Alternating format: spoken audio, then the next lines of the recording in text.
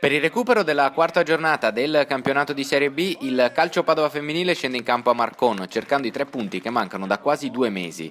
Espugnare il terreno di gioco delle veneziane rappresenterebbe una piccola impresa, considerato che il Marcon lo scorso campionato di B si è piazzato al secondo posto, sfiorando la promozione in massima serie.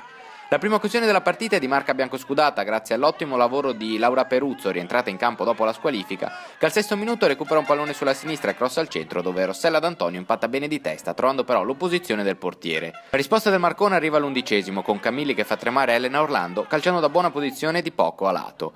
Pian piano cresce la pressione delle padrone di casa, al 25° ci prova Bertoldo su punizione, Orlando risponde in 2 tempi. Poi Mariana Fabruccio al 28° si sistema il pallone ai 20 metri, vede il portiere fuori dai pali e prova a beffarlo, senza successo con un pallonetto.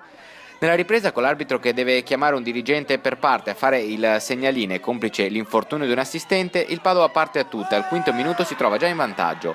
Perfetta l'azione in contropiede sulla sinistra, rifinita Lisa Dal Bianco che trova la zampata vincente di Rossella D'Antonio, che festeggia così il suo primo gol in campionato. Il Marcon risponde 2 minuti dopo, Zuanti scatta in sospetta posizione di fuorigioco, salta un'avversaria ma conclude alto. 3 minuti più tardi i veneziani ancora pericolose su punizione, lo schema porta al tiro Camilli, para però Orlando. Il Padova ci prova sfruttando un pasticcio della difesa avversaria a 10 minuti dalla fine, Peruzzo si gira bene dal limite dell'area ma il portiere ci arriva.